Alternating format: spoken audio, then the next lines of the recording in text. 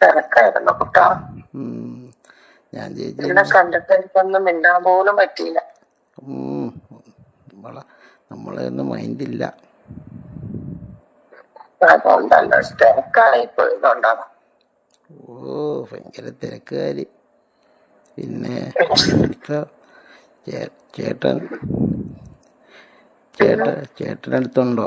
ചേട്ടൻ അതാ രാത്രി ചേട്ടൻ ഓർത്തുപോയോ? ചേട്ടൻ വീട്ടിലുണ്ട്. അപ്പുറത്തെ സിനിമ കാണുക.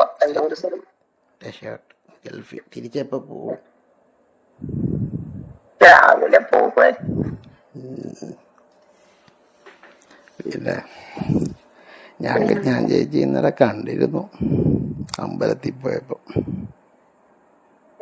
ഞാനോടാ നിന്നെ ഞാന് ശ്രദ്ധിച്ചില്ല. കണ്ടായിരുന്നു. സെറ്റ് സാരിയൊക്കെ ഉടുത്ത് അമ്പലത്തിൽ മുല്ലപ്പൂവൊക്കെ വെച്ച് ഉടുത്തൊരുങ്ങി. നീ എന്നപ്പോ ശ്രദ്ധിക്കുന്നുണ്ടായിരുന്നല്ലേ? പിന്നെ ഞാന് ശ്രദ്ധിക്കാതെ പറ്റും ചേച്ചി? പിന്നെ അതല്ലാടാ നീ എന്നെ അങ്ങനെ അങ്ങ് ശ്രദ്ധിച്ചേ. എപ്പോഴും ശ്രദ്ധിക്കലല്ലേ. എന്നെ മാത്രമാണോ? ആരെങ്കിലും ഒക്കെ ശ്രദ്ധിക്കുന്നുണ്ടോ? ഇല്ല, ചേച്ചിയെ മാത്രമാ. അല്പോ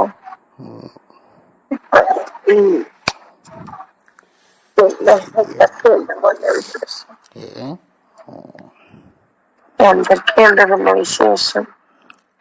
എന്ത് വിശേഷം? കടിച്ചു ഓണമായിട്ട് എന്നായിരുന്നു പരിപാടിയൊക്കെ? ഓണമായിട്ടൊന്നും ഇല്ല. ചേച്ചിക്കല്ലേ വിശേഷം? ചേട്ടൻ ഗൾഫിൽ നിന്ന് പൂരെ കളിയായിരിക്കുമല്ലേ നിങ്ങളെ വീട്ടിൽ കിടന്ന്? എന്നാടാ? ചേട്ടൻ ഗൾഫിൽ നിന്ന് വന്നിട്ട് പൂരെ കളിയായിരിക്കുമല്ലേ വീട്ടിൽ കിടന്ന്? ചേട്ടനല്ല കിടത്തി ഉറക്കിയിട്ടില്ല മുത്തേ. ശരി പറഞ്ഞാലും കേൾക്കാൻ പറ്റുന്നില്ല ശരിക്കും. അപ്പൊ നമ്മളൊന്നും എന്തായാലും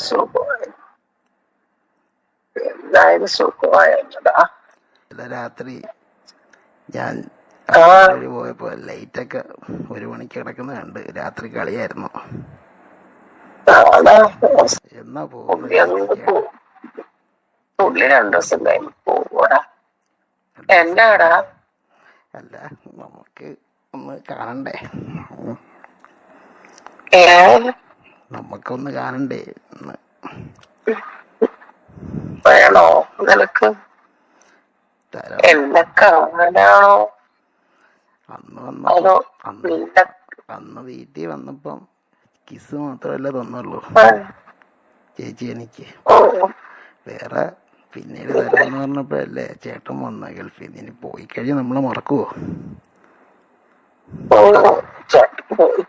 ഞാൻ പറയാടാ, നീ വന്നീര്.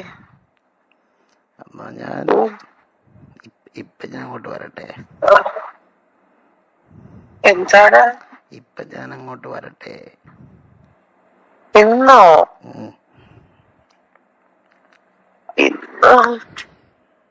നിനക്ക് ഇന്ന് തന്നെ വേണോടാ? ഇന്ന് കിട്ടിയ എത്ര ചേച്ചിയാ?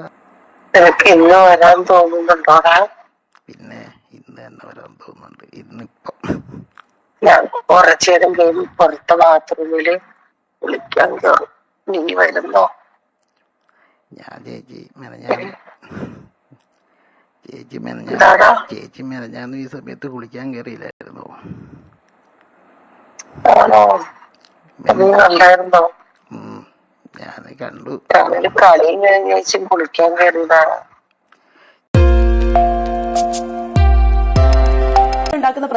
എന്റെ സമയത്ത് ഞാൻ സംസാരിക്കട്ടെ. കേരളത്തിലെ നിയമങ്ങളിൽ ലീഗ് പറയും എന്ന് പറഞ്ഞപ്പോൾ നജ്മയുടെ ജനാധിപത്യ ബോധം ഇവിടെ പോയി എന്നുള്ളതാണ് എന്റെ ചോദ്യം. Baharul Islam Bihar Urban Cooperative Bank സ്കാൻഡലിൽ ഉൾപ്പെട്ടിരുന്ന കോൺഗ്രസ് മുഖ്യമന്ത്രി ജഗന്നാഥ് മിശ്രയെ വെളുപ്പിച്ചതിന് ശേഷം രാജ്യസഭയിലേക്ക് പോയപ്പോൾ ലീഗ് വായിൽ വെള്ളം ഒഴിച്ച് മിണ്ടാതിരിക്കായിരുന്നു നജ്മ. ശ്രീ ഷജിത് പണിക്കർ, ഇപ്പോൾ ഇവരൊക്കെ ചൂണ്ടിക്കാണിച്ചതുപോലെ രാജ്യത്ത് യുവാക്കളെ കൗമാരക്കാരെ ഒക്കെ രോഷാകുലരാക്കുന്ന വിവിധ സാഹചര്യങ്ങളുണ്ട്. എന്നിട്ട് അങ്ങനെ ഉള്ളപ്പോൾ യുവരോഷം ഉയരും എന്നത് വളരെ പ്രധാനമല്ലേ? അത് ഇതുപോലെ ഒരു പ്ലാറ്റ്ഫോം ഉണ്ടായാൽ അത് ആളിപ്പടരുമെന്ന കാര്യത്തിൽ സംശയമുണ്ടോ? കഴിഞ്ഞ എക്സ്ട്രാ ഓർഡിനറി കഥ നാരായണിമംഗലം നാരായണൻ ആരാണെന്നാണ് നിന്റെ വിചാരം? അവൻ കലക്കാൻ പോണ കലക്ക് കണ്ടോ? കാര്യം ഇതേ ആവശ്യം തന്നെ ഉന്നയിച്ചുകൊണ്ടാണ് ശ്രീ രാഹുൽ ഗാന്ധിയുടെ നേതൃത്വത്തിൽ കോൺഗ്രസ് സമരം ചെയ്യുന്നത്. ധർമ്മേന്ദ്ര പ്രധാൻ രാജിവെക്കുന്നത് വരെയും ഞങ്ങൾ പ്രതിഷേധിക്കുമെന്നാണ് 2 ദിവസം മുമ്പ് ശ്രീ രാഹുൽ ഗാന്ധി പറഞ്ഞത്. ആളെ അവന്റെ തലക്ക് ഭ്രാന്താണെന്ന് അറിയത്തില്ലേ? വെറുതെ തള്ളിയിട്ട് പോയതാ ഇങ്ങനെ.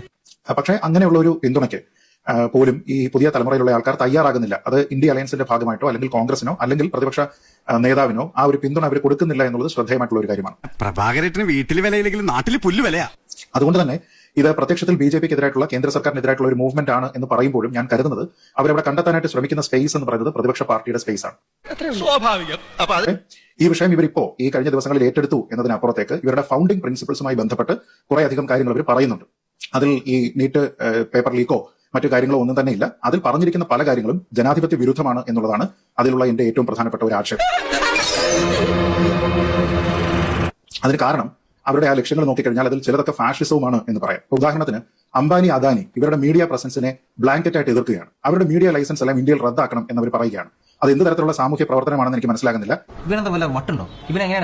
താങ്കൾ ഒരു മാധ്യമ പ്രവർത്തകനായതുകൊണ്ട് തന്നെ താങ്കൾക്കറിയാം വളരെ കൃത്യമായിട്ട് ഇന്ത്യയിൽ മീഡിയ ലൈസൻസ് റദ്ദാക്കപ്പെടുന്നതിന് വേണ്ടിയിട്ട് കൃത്യമായ നിയമങ്ങളുണ്ട്. അതിൽ ഏറ്റവും പ്രധാനം സെക്യൂരിറ്റി ക്ലിയറൻസ് നഷ്ടപ്പെടുക എന്നുള്ളതാണ്. മറ്റൊന്ന് ഒരാളിന് ഒരു ലൈസൻസ് ഉണ്ടെങ്കിൽ അത് ഓതറൈസ്ഡ് അല്ലാത്ത വിധത്തിൽ ആ ലൈസൻസ് ട്രാൻസ്ഫർ ചെയ്യാനായിട്ട് ശ്രമിക്കുക എന്നുള്ളതാണ്. ഓപ്പറേഷണൽ ഗൈഡ് ലൈൻസ് ഏത് തരത്തിലുള്ള മോഡ് ഓഫ് ബ്രോഡ്കാസ്റ്റ് ആണെങ്കിലും അതുമായി ബന്ധപ്പെട്ടുണ്ട്. അത് പാലിച്ചിട്ടില്ല എങ്കിൽ അത് ക്യാൻസൽ ചെയ്യപ്പെടാം. പ്രവർത്തിക്കുന്ന മാധ്യമങ്ങളുണ്ട് ഇവിടെ. അല്ല, തീർച്ചയായിട്ടും ഈ ലൈസൻസുമായി ബന്ധപ്പെട്ട് വലിയ വിവാദം ഉണ്ടായതിനു ശേഷം അങ്ങനെ ആയിട്ട് പോലും പ്രവർത്തിക്കുന്ന മാധ്യമങ്ങൾ നമ്മുടെ നാട്ടിലുണ്ട് എന്ന് എനിക്കറിയാം. ഒരു സഹായം ചെയ്തു കൊടുത്തപ്പോ അത് വിളിച്ചുകൂടി നമുക്കിട്ട് പണിയാ. ഇപ്പോ അംബാനി അദാനി ആൾക്കാരുടെ ഇൻവെസ്റ്റ്മെന്റ് ഉള്ള CNN പോലെ CNBC, News 18, first post, money control, NDTV, IANS പോലെയുള്ള അഗ്രഗേഷൻ ആൾക്കാർ ഇതൊക്കെ തന്നെ പ്രവർത്തിക്കുന്നുണ്ട്. ഇതെല്ലാം തന്നെ നമ്മുടെ നാട്ടിലുള്ള നിയമം അനുസരിച്ച് പ്രവർത്തിക്കുന്നതാണ്. ഇവരൊക്കെ ഇതിൽ ഏതെങ്കിലും തരത്തിലുള്ള തട്ടിപ്പ് കാണിച്ചു എന്ന് പറയാനായിട്ട് ഈ കോക്രോച്ച് ജനതാ പാർട്ടിക്ക് കഴിയുന്നുണ്ടോ? ഇല്ല എന്നുള്ളതാണ് ഉത്തരം. അപ്പൊ ഞങ്ങൾക്ക് അംബാനിയും അദാനിയും ഇഷ്ടമല്ല, അതുകൊണ്ട് അവരെ നിരോധിക്കണം എന്ന് പറയുന്നത് എന്ത് തരം ജനാധിപത്യ ബോധമാണ്? ഞങ്ങൾക്ക് ഇഷ്ടമല്ലാത്ത അംബാനി അദാനിയുടെ മീഡിയ വർക്ക് ചെയ്യേണ്ട എന്നാണ് ഇവർ പറയുന്നതെങ്കിൽ ശരി, ഞങ്ങൾക്ക് ഇഷ്ടമല്ലാത്ത CJP വർക്ക് ചെയ്യേണ്ട എന്ന് കേന്ദ്ര സർക്കാർ തീരുമാനിച്ചാൽ എന്ത് ന്യായത്തിന്റെ പേരിൽ പിന്നീട് അതിനെ എതിർക്കാനായിട്ട് സാധിക്കും? അതും ശരിയാണല്ലോ.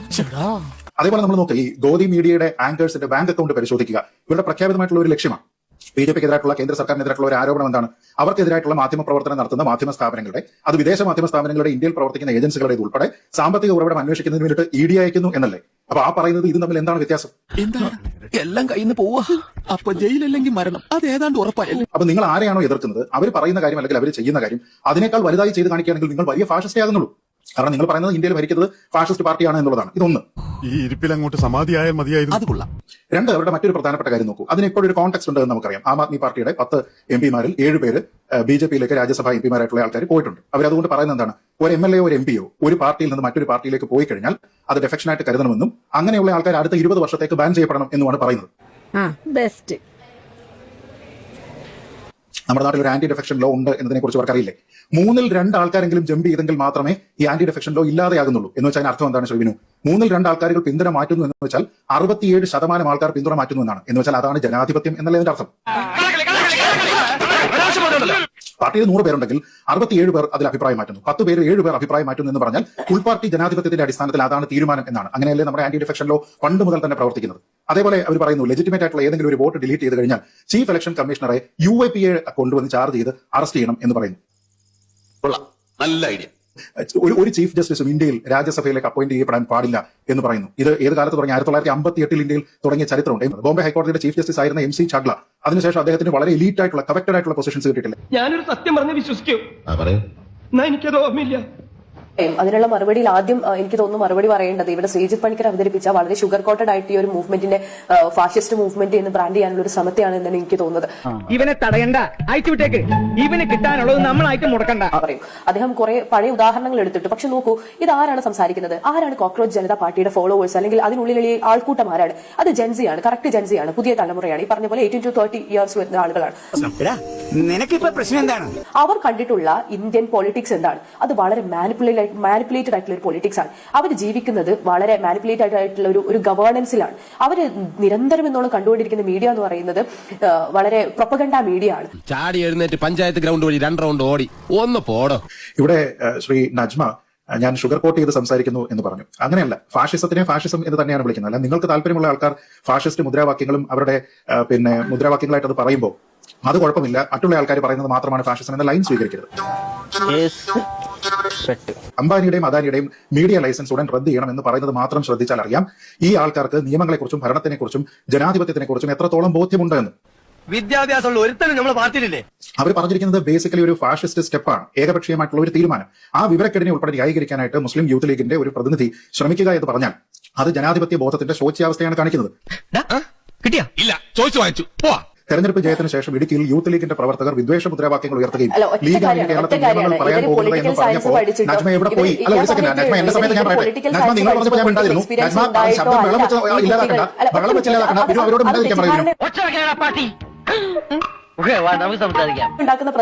എന്റെ സമയത്ത് ഞാൻ സംസാരിക്കട്ടെ. കേരളത്തിലെ നിയമങ്ങൾ ഇനി ലീഗ് പറയും എന്ന് പറഞ്ഞപ്പോൾ നജ്മയുടെ ജനാധിപത്യ ബോധം ഇവിടെ പോയി എന്നുള്ളതാണ് എന്റെ ചോദ്യം. Baharul Islam Bihar Urban Cooperative Bank സ്കാൻഡലിൽ ഉൾപ്പെട്ടിരുന്ന കോൺഗ്രസ് മുഖ്യമന്ത്രി ജഗന്നാഥ് മിശ്രയെ വെളുപ്പിച്ചതിന് ശേഷം രാജ്യസഭയിലേക്ക് പോയപ്പോൾ ലീഗ് വായിൽ വെള്ളം ഒഴിച്ച് മിണ്ടാതിരിക്കായിരുന്നു നജ്മ. അതല്ല ഉദ്ദേശം. രംഗനാഥ് മിശ്ര സിഖ് വിരുദ്ധ കലാപത്തിൽ കോൺഗ്രസിന് പങ്കില്ല എന്ന് ചീട്ടെഴുതി കൊടുത്തതിന് ശേഷം MP ആകാൻ പോയപ്പോൾ ലീഗ് വെള്ളം ഒഴിച്ചിരിക്കായിരുന്നു വായില്. എല്ലാ പാർട്ടികളും കോംപ്രമൈസ് ചെയ്യപ്പെടുന്നതാണെന്ന് ശ്രീ ബെൻസ്റ്റൺ ഇവിടെ പറഞ്ഞു. എന്നാൽ എല്ലാ പാർട്ടികളെയും അൺഫോളോ ചെയ്യണമെന്ന് ഇവർ പറയണം. അവർ പറയുന്നത് ഒരൊറ്റ പാർട്ടിയാണ്. നജ്മ, നിങ്ങൾ ജനാധിപത്യ ബോധമില്ലാതെ ഒരാൾ സംസാരിക്കുന്ന സമയത്ത് അവരുടെ വോയിസിനെ ഷട്ട് ഡൗൺ ചെയ്താലും